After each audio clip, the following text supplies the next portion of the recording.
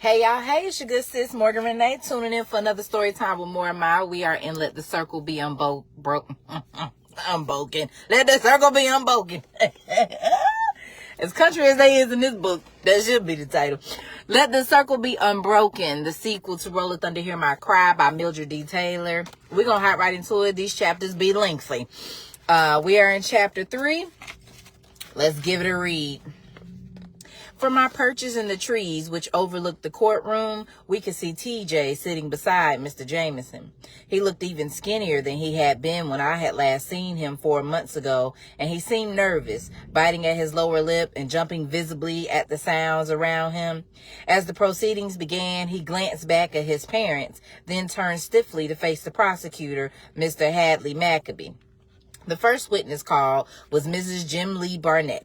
Her story was that she and her husband had gone to their second-floor living quarters above the Mercantile shortly after 6, as was their custom, had supper, and retired about 8 o'clock.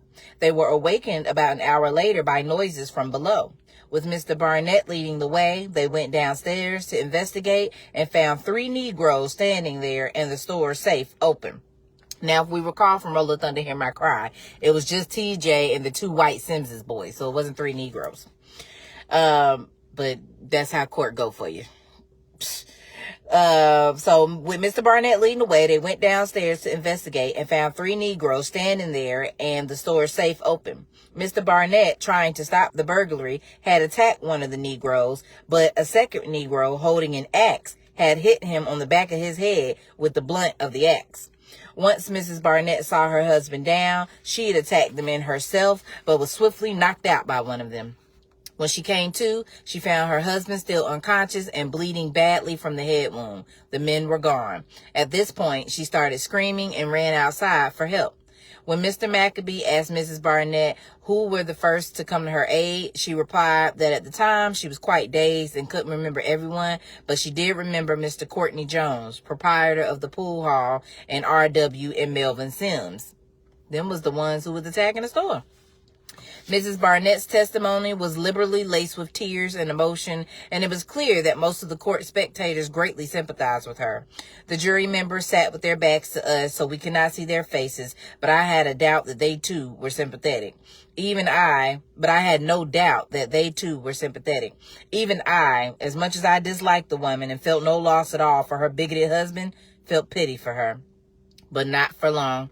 Once Mr. Maccabee had finished with Mrs. Barnett, Mr. Jameson, speaking loudly enough to be heard by everyone, yet evoking a calm quiet that seemed almost a whisper, began to question her.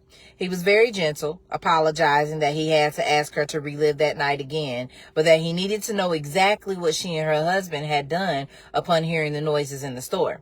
Mrs. Barnett seemed leery of Mr. Jameson at first, but recounted that night's events as she had been asked. She repeated that they got up. Yes, said Mr. Jameson, and went to their bedroom door. Yes, and through the living room. Yes, into the hall and down the stairs. Just a minute, Mrs. Barnett, Mr. Jameson gently interrupted. Did you turn on the light first? As I recall, there is a light switch at the top of the stairs leading down to the store. Mrs. Barnett frowned and thought, trying to remember. Then she said, No, sir, we didn't turn it on, because it hadn't been working for more than a month. The one downstairs worked, but not that one. Jim Lee, bless his heart, had been intending to fix it, but never got round to it. It still ain't fixed.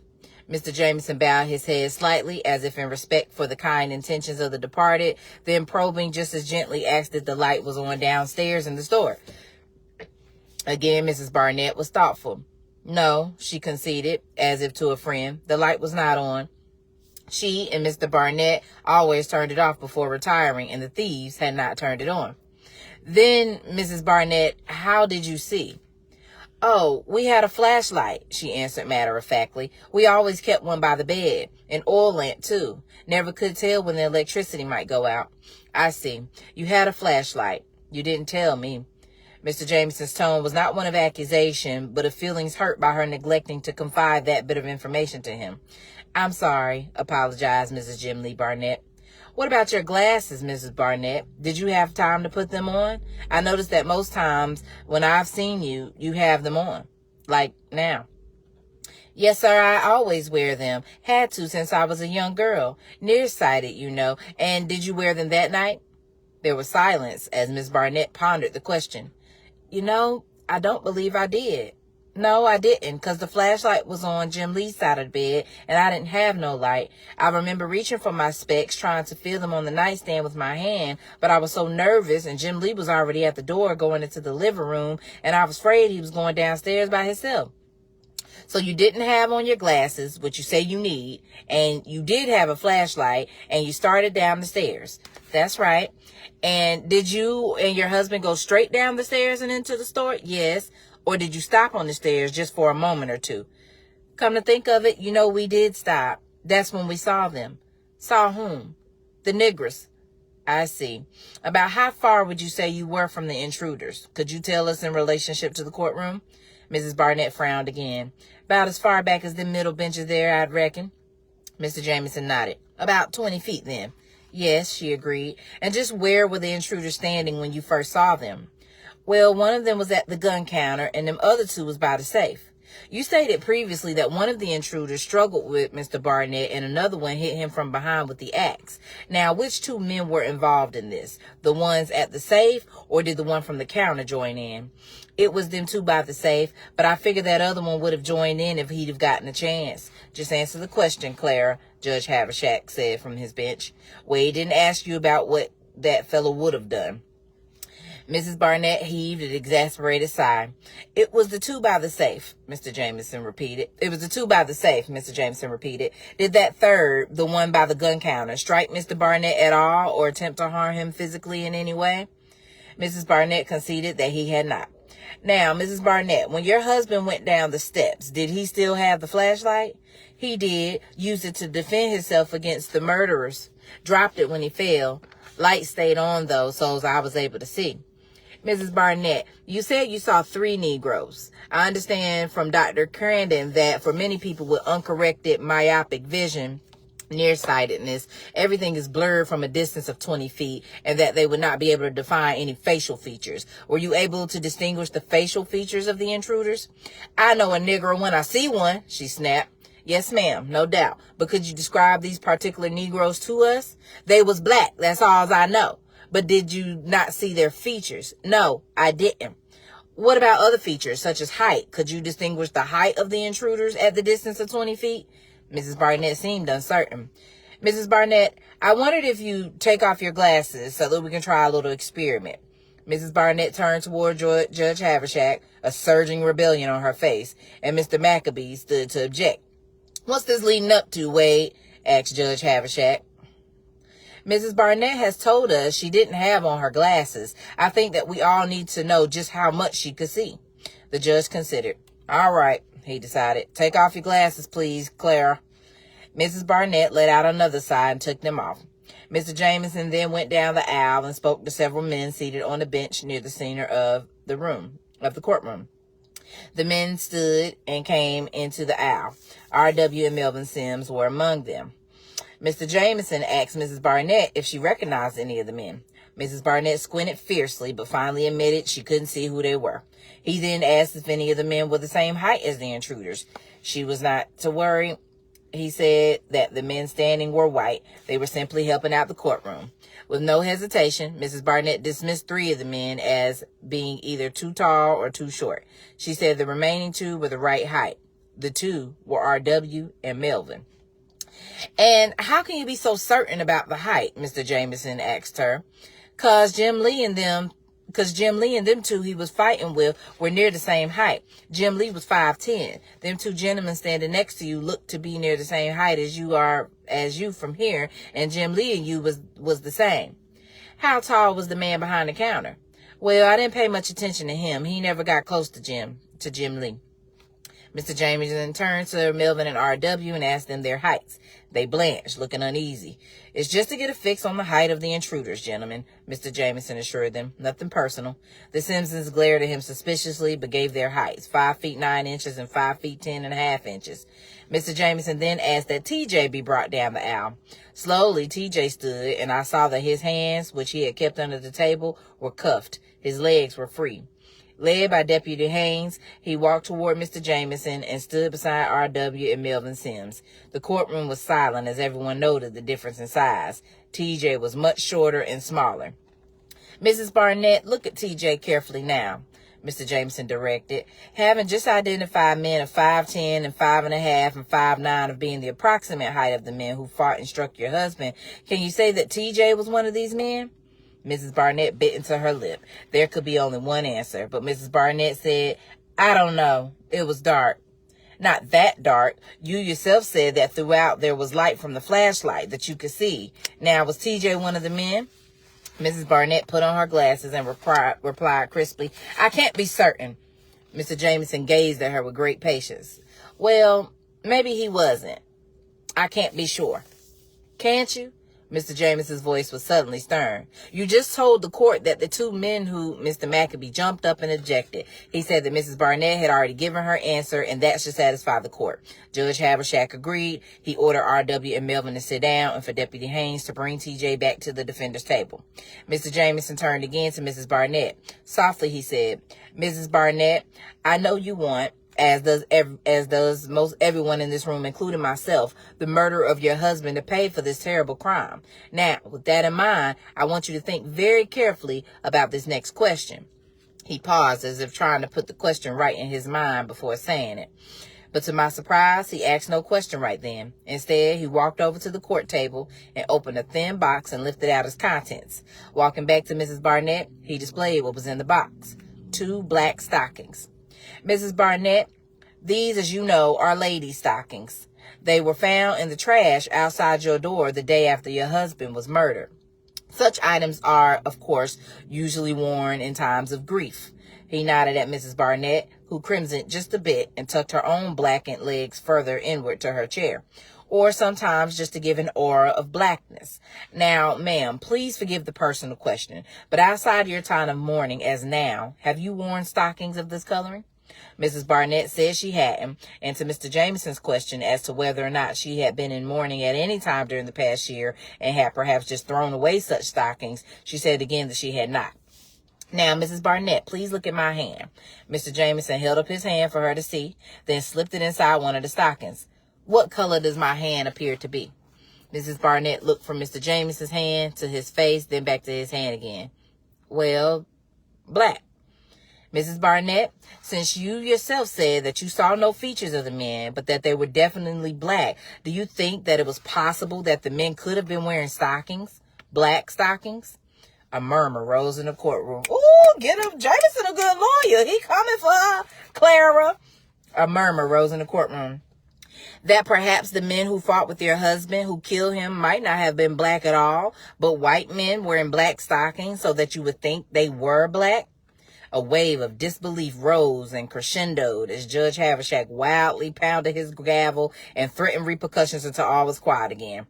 Then he glowered down at Mr. Jameson. Now, Wade, you know all that supposition. You got no right to ask this witness to testify to what was in the minds of her attackers. Mr. Jameson nodded. Then, Mrs. Barnett, tell me this. Without having seen any of their features, noses, mouths, eyes, hair, only the blackness of their faces, can you swear that the men who killed your husband were Negroes? Before God Almighty, can you swear that? Mrs. Barnett stared at Mr. Jameson. Doubt had set in. She stared at the stocking still covering Mr. Jameson's hand, then up at Mr. Jameson. She puckered her lips, wet them, and answered, No, I can't say that I can. I surely can't. Ooh, I thought she was going to lie. I thought she was going to stick to the story. Yeah. Okay. All right. Moving along. R.W. Sims and Melvin Sims followed Mrs. Barnett on the witness stand. Both testified that they had seen TJ and 2 other Negroes running from the back of the Barnett Mercantile when they had come into town to shoot pool at Courtney Jones's place. When asked by Mr. Maccabee why they hadn't become suspicious and stopped them, they told the court that they had recognized TJ, whom they had once befriended, and TJ had told them that he and the other Negroes had just come from Ike Foster's shed, where they had been playing cards and had been accused of cheating. They claimed, according to R.W. and Melvin, that they were fleeing with their winnings. R.W. laughed. At the time, I thought it was nigger business. Let them take care of it. To our surprise, Mr. Jameson did not question R.W. or Melvin, but passed over them with what he called the right to recall. Mr. Maccabee then called the white farmer who had given TJ a ride back from Strawberry in his wagon on the night of the break-in. He testified that he had picked TJ up shortly after 9 o'clock on Soldiers Road and that TJ had told him he was coming from Strawberry. Mr. Jameson asked the farmer if he had noticed whether or not TJ had been hurt. The farmer said that TJ had been hurt and that he had said 2 men had beaten him but had not said who. Following the farmer, Sheriff Hank Dobbs testified that the gun Mrs. Barnett had earlier identified as having come from her store had been found by Clyde Persons, a citizen of the town, deputized to apprehend the thieves. "Deputy, my foot," I grumbled. "Oh, Clyde Persons was one of them lynchmen." "Hush, Cassie," Stacy ordered. I hushed. Clyde Persons was called and testified that he had indeed found the pearl-handled pistol in TJ's corn husk mattress. Excuse me. Next, Dr. Crandon told of Jim Lee Barnett's and Mrs. Barnett's conditions when he arrived on the scene. He described Mr. Barnett's head injury, what treatment he had administered, and told the time of death. With his testimony, the prosecution rested its case, and Mr. Jameson stood up. "I'd like to call T.J. Avery to the stand," he said. All the fidgeting that had gone on during the last testimonies ceased, and all grew quiet. The faces of the boys around me were tense, anxious, waiting. I stopped breathing as TJ stood. He looked around the courtroom, bewildered, as if too afraid to move. Mr. Jameson nodded to him. TJ moved mechanically to the witness stand. He was sworn in, then sat down. Mr. Jameson started his questioning of TJ by asking him to tell all that had happened that evening. TJ began with the revival meeting when R.W. and Melvin had brought him up to great faith in their pickup. TJ's words were halting and unsure, all the cockiness gone. "And just how did you come to be with R.W. and Melvin since that evening? Was that unusual?" TJ looked out over the courtroom, then quickly down at the floor. Throughout most of his testimony, he kept his eyes there.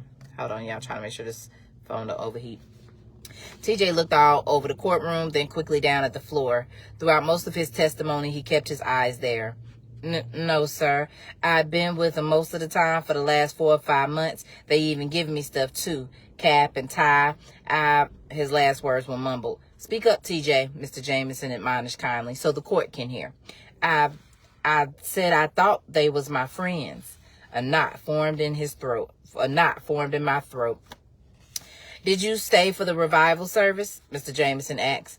"No, sir. R.W. and Mel..." TJ stopped and looked around, realizing his mistake.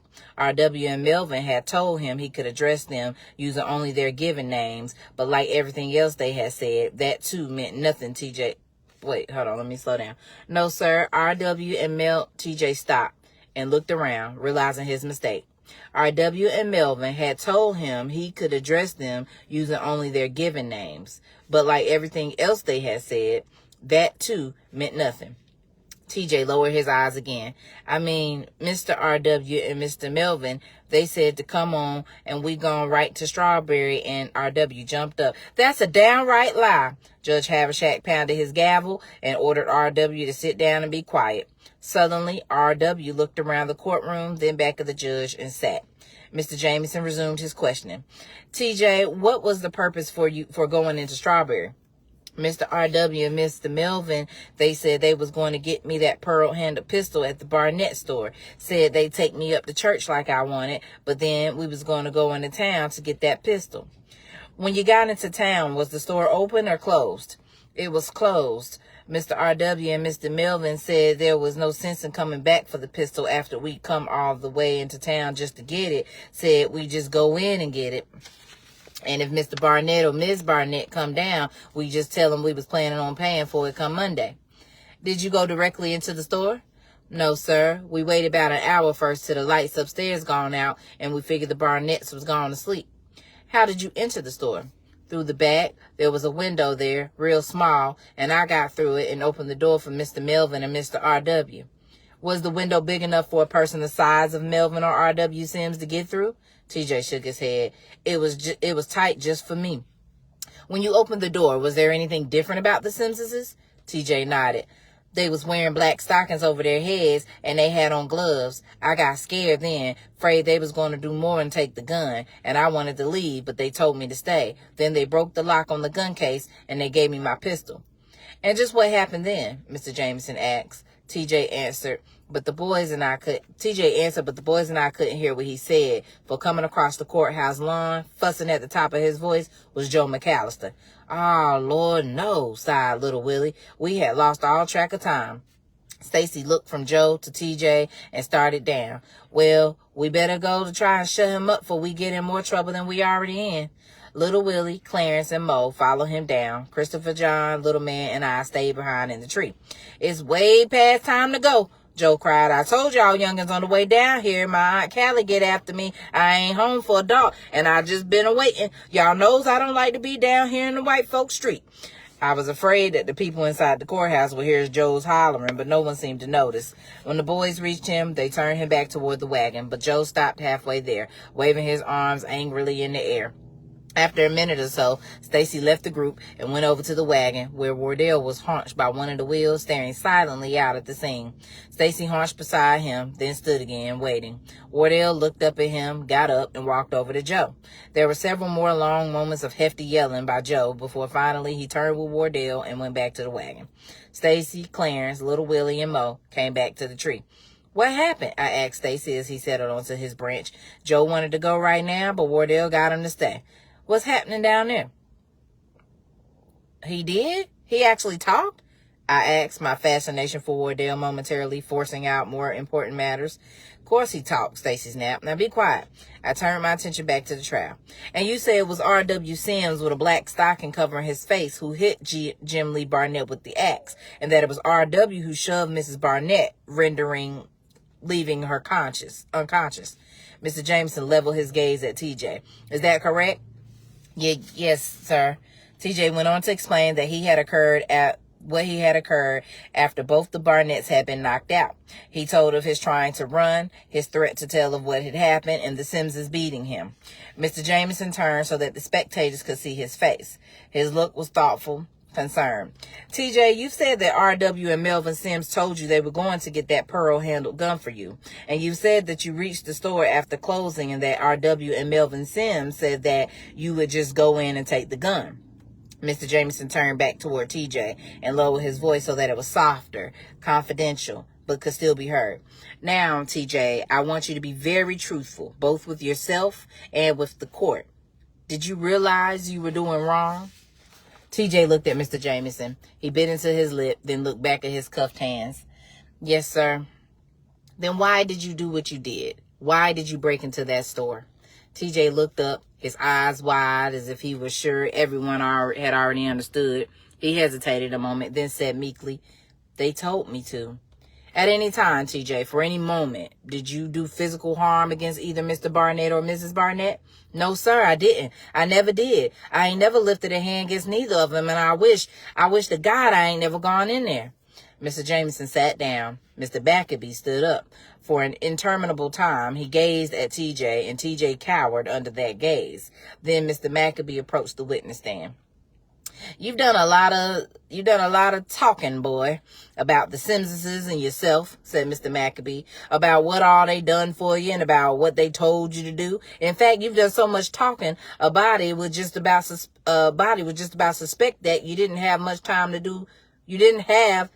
to do at all with the murder of Jim Lee Barnett, that you are simply a victim of circumstances. But what I want to know is why you have chosen to malign two hard-working young men who only did good by you. You say R.W. and Melvin Sims gave you things, a cap, a tie, and this is how you repay them? By trying to put the blame on them when it was actually two of your own kind who killed Mr. Barnett? No, sir, I say it's so, that you're protecting the two other niggers who took that money.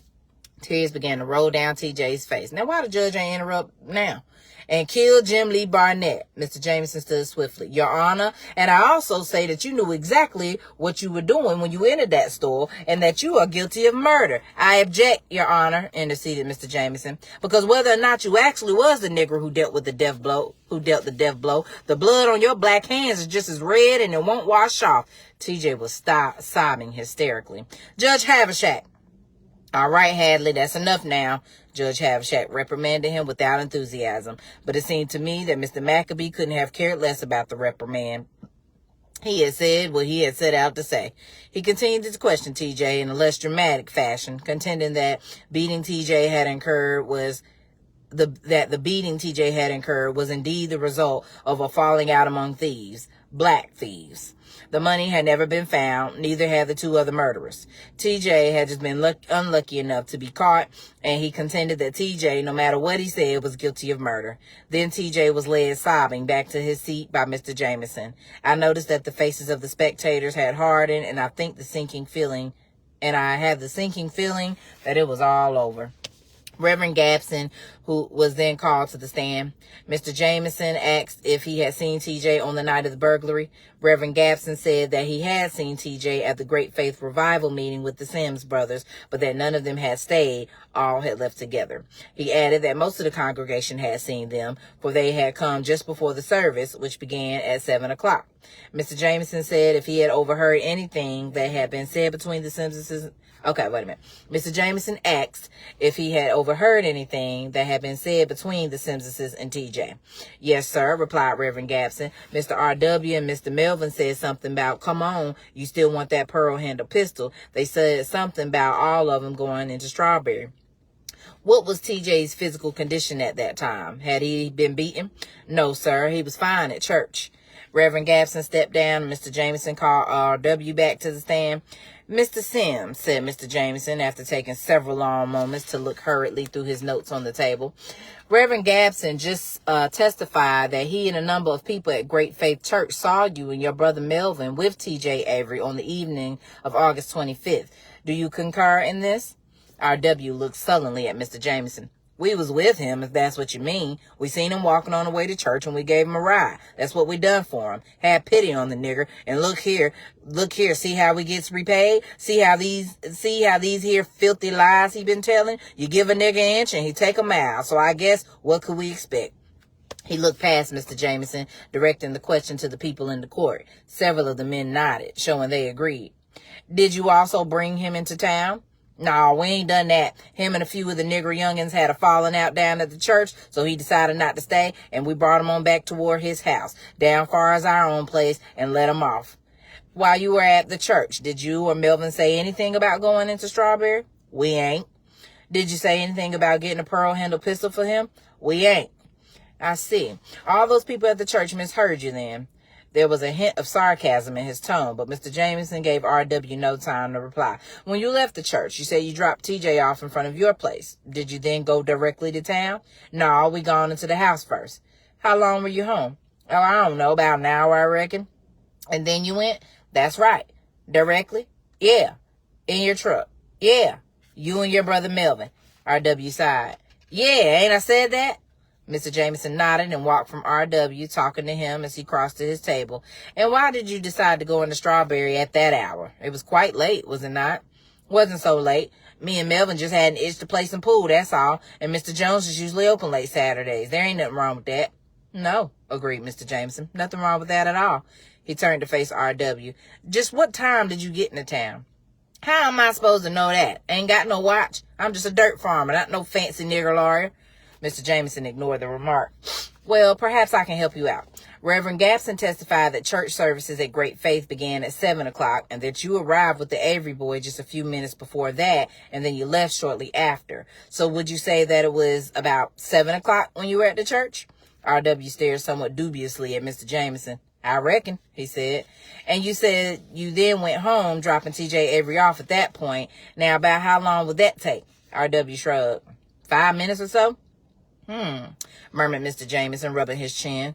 Now, you stayed what you say was about an hour at home, then went into town. How long does it take for you to make that trip into Strawberry in your pickup? R.W. looked annoyed by the question. About 40 minutes, 45, 50, somewheres in there. So that would make it, let me see, starting from 7 o'clock with 10 minutes to go home, an hour at home, and some 45 minutes to come into town. About 9 o'clock when you got there. Is that correct? R.W. hesitated. Is that correct? Mr. Jameson's voice was sharp. Yeah, I guess so. Mr. Jameson nodded. Can you describe your truck to us? What's that got to do with anything? Just describe the truck, please. It looks about like any other around here. But if it were parked within 50 others, you'd know it. Of course I'd know it. How? RJ fidgeted just a bit in his chair, glanced at the people watching him, and answered. It's an old Model T. Don't know the year. It's black mostly and kind of beat up with a right blue fender. A right blue fender? Questioned Mr. Jameson. R.W. smiled. Yeah, me and Melvin started to paint it one time and we run out of paint. The spectators laughed. Mr. Jameson smiled as well. A very distinctive truck then, he said. One most likely not to be confused with any other, wouldn't you say? The grin left R.W.'s face. Reckon not. Mr. Jameson again turned his back to R.W. and lowered his head as if in deep thought, then faced him again. What would you say if I told you that I have a man here who says he saw that distinctive truck of yours with his blue fender parked near the Barnett Mercantile on the night of August 25th, a few minutes after 8 o'clock, an hour before you said you and your brother were in town? Just what would you say to that? Talking swelled in the courtroom as people discussed this new possibility. Judge Havershak's gavel brought silence once more. The judge looked down at R.W., who had lost all coloring, then pointed an accusing finger at Mr. Jameson. There you go with your suppositioning again, Wade. Now you got... There you go with your suppositioning again, Wade. Now you got such a witness? There was a pause before Mr. Jameson answered. I have, he said. Some lying nigger, no doubt, accused R.W., his eyes flashing angrily. No, said Mr. Jameson calmly, then nodded to the center of the courtroom. Mr. Justice Overton. All eyes in the courtroom turned to a slight, bald man dressed in a dark suit and looking quite respectful amidst his peers. For a moment, all was quiet. Then R.W. stood up, hat in hand, the color returning to his face in an angry red, and pointed accusingly at Mr. Jameson. I knows what you're trying to do, Wade Jameson. I knows it and everybody else here knows it. You're a nigger and white-skinned, that's what you are. Fact, you worse than a nigger. Judge Havershak beat his gavel against the table, but R.W. paid no attention. You went against your own kind supporting them niggas in there wagoning up the Vicksburg last spring, and here you supporting them now. All you want is to get your niggers off. You don't care what lies you spread about decent white folk. Now, R.W., I'm not going to have this, threatened Judge Havershak. You remember where you are. I remembers all right, and I just want to say this. He turned to the jury. What kind of country is this when a white man's got to defend himself against a nigger? Huh? I just wants to know that. Well, I ain't saying no more. I done said the truth, and if a white man can't believe that over what that lying nigger said, then once again, his eyes fell upon Mr. Oh, I was hyped. I done said the truth, and if a white man can't believe that over that lying nigger said, then once again his eyes fell upon Mr. Jameson. He just might as well be a nigger his own self. Hold on, let me take a coconut water break. It's getting intense.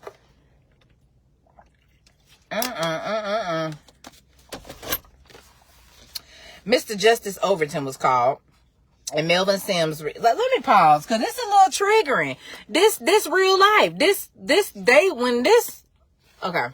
The setting for this time period was somewhere in the 30s, I believe, or definitely was before the 60s, where sharecropping was still, big, where being not too far removed from being formerly enslaved had just went, you know? So this is really how white folk thought and act and treated. Like, nothing up, even though clearly these men is lying. I shouldn't have to be defending myself against no Negro, no black folk. They look at black folk as beneath them, as animals, that they can get away with anything. The fact that there was even something called a Ku Klux Klan and Jim Crow laws, white folk in America have made it a point to make black people feel like we are nothing to them. With the lynching, the burnings, the eating our bodies, keeping us from the truth of our history. It's really big demon time energy.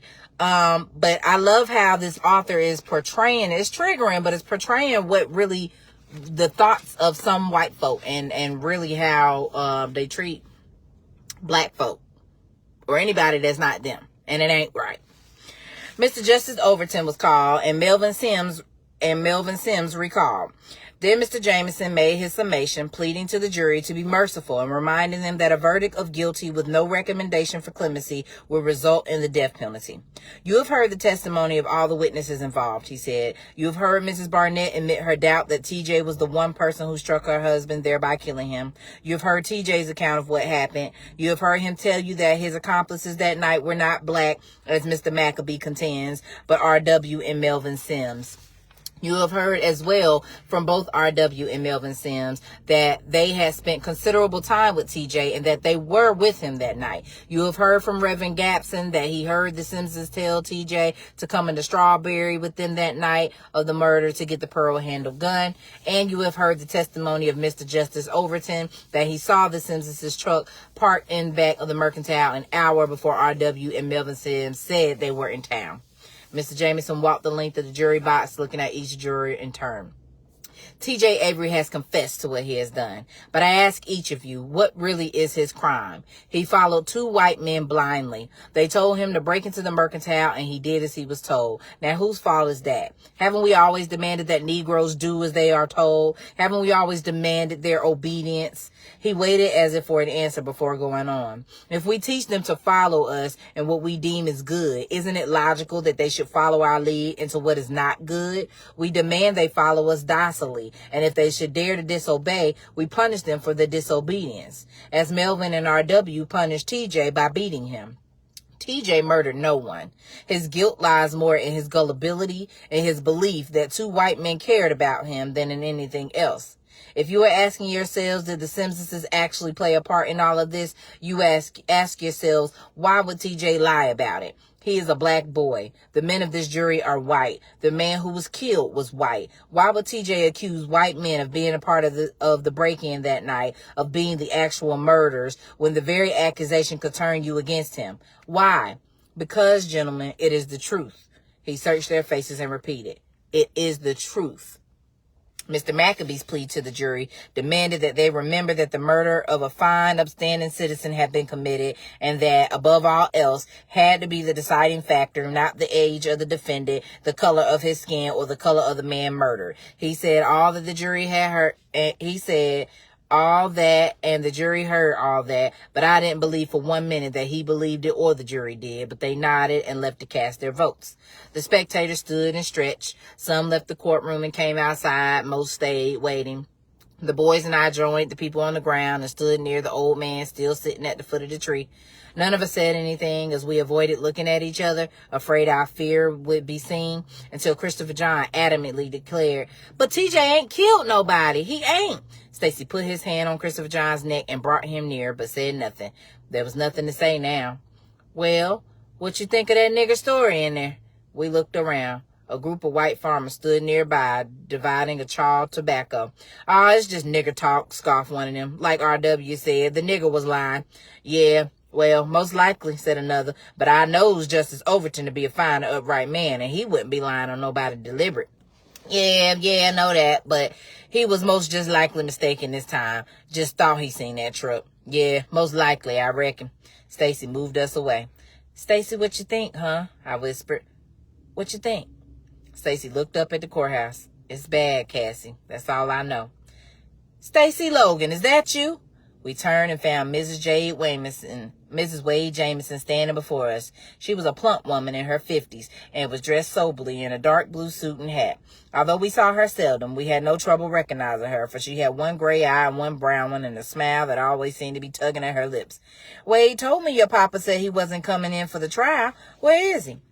Christopher John Littleman and I looked to Stacy to answer, but he didn't. He was staring at Mrs. Jameson, resentment in his face. Mo, Clarence, and Little Willie stood to the side, saying nothing. Mrs. Jameson had not addressed them. I said, where is he? She repeated. When she still received no answer, she gazed down at us, suspicion in her double-colored eyes. Don't tell me he's not here. We neither confirmed nor denied this. Her expression hardened. Stacy, how'd you come? Stacy waited, the resentment still there, then said, Wagon. Whose wagon? Friends. Your folks know you here? Stacy glared at her, showing her he felt it was no business of hers. We had to see TJ was all. And your folks think y'all at school. Lord, Lord, they must be plump out of their minds with worry about you all. Or at least ways they will be before long. How you getting home? Same way we come. By wagon? It'll be way past this little one's bedtime by then. She put out her hand and touched little man's face. He stepped back, away from her. Mrs. Jameson sighed deeply, looking at all of us, and went back into the courthouse. A few seconds later, Mr. Jameson appeared in the courtroom window and stuck out his head. "Stacy," he summoned. Stacy looked up and walked over. "After the verdict's in, all of you wait for me. I'll take you home." "We got a way home. Not a way that'll get you there before your folks start getting worried. There's 7 of us, and we got a ride with folks waiting on us." Mr. Jameson glanced past Stacy to Mo, Little Willie, and Clarence. He had been around their families enough to know who they were. He nodded. You can all squeeze in. Tell your friends in the wagon to go on." "What about the Averys? Won't they need a ride back?" "They're staying in town tonight. They want to be near TJ." He started to turn away from the window. Stacy stopped him. "Mr. Jameson, how much longer?" Mr. Jameson looked out at the sun low on the horizon. "The longer it takes, the better. Let's hope." He did not finish. "Now you all wait," he said, and left the window. We did not have to wait long. In less than 30 minutes, the jury returned. The vote poll was taken. 12 men on the jury, 12 votes of guilty. There was to be no mercy. TJ received the death penalty. Damn. Mrs. Avery screamed. The courtroom erupted in sporadic clapping. Judge Havershak ordered immediate silence, then thanked the jury members for their fine service and dismissed them. TJ, he remanded to the hands of Sheriff Dobbs to be taken at the first opportunity to the state penitentiary at Parchman. Then he stood adjoining the court and left. The white courtgoers spilled from the building. Mr. and Mrs. Avery, Reverend Gapson, Mr. Silas Lanier, and the others stayed seated in the tiny corner until beckoned by Mr. Jameson to come forward. TJ still sat in the courtroom. He showed no emotion at all, not crying, not talking. When he had stood for the verdict, he had looked as if he had not heard it, and since he had sat again, had not moved. Now, as his mother reached him, throwing her arms around him and crying as she must have done the night he had been almost lynched, it must have hit him that he had been found guilty, for he let out a mournful yelp like a wounded animal, hunted, captured, and now about to die. We couldn't watch anymore. "Little man, Christopher John, Cassie, go on down," Stacy said. We obeyed him, and we followed with Mo, Little Willie, and Clarence. "Yeah, just like I figured," said the old man who had sat under the tree throughout the ordeal. "Trial or lynching, it always be's the same. Sure is, always the same." Mr. Jameson come from out the courthouse and over to where we were. His face was drawn and his eyes bloodshot. "We can go now," he said. "Mr. Jameson," said Stacy, his voice sounding hoarse, we want to see TJ before we go." He paused as Mr. Jameson studied him. "We gotta do that." Mr. Jameson nodded toward the corner of the courthouse. "They'll be bringing him out that side door to take him back to jail." We went. Stacy, Christopher John, Little Man, Mo Turner, Clarence Hopkins, Little Willie Wiggins, and I to the door to wait. Others waited there too, curious to see the prisoner. Shortly, the door opened and Sheriff Dobbs and Deputy Sheriff Haynes came out. TJ was between them. There were irons on his ankles now, making him shuffle when he walked, and his hands had been cuffed behind him, making him look even more like the prisoner he was. Stacy cleared his throat. "Hey, TJ," he said. At first, there was no response from TJ. His head was lowered. His eyes saw no one. "TJ, it's Stacy. We all come." Slowly, TJ raised his head. The dark eyes brightened in recognition, and for a moment, the smile that had once come so easily flashed across his face, making me forget how much I had disliked this frail, frightened boy. Before any more could be said, Deputy Sheriff Haynes shoved his way through the crowd, taking TJ with him. Looking back over his shoulders at us, TJ smiled one last time. Then the smile and he were gone as he bowed his head and walked on. Tears stung my eyes, and he blurred before me. We were never to see TJ again. Ooh, Chad, that's about to make me cry. All right, well, that's the end of chapter 3. We'll resume chapter 4 another time. Golly, man. Sheesh. Thank y'all for tuning in with me. I hope y'all have an amazing rest of y'all day. Peace and love.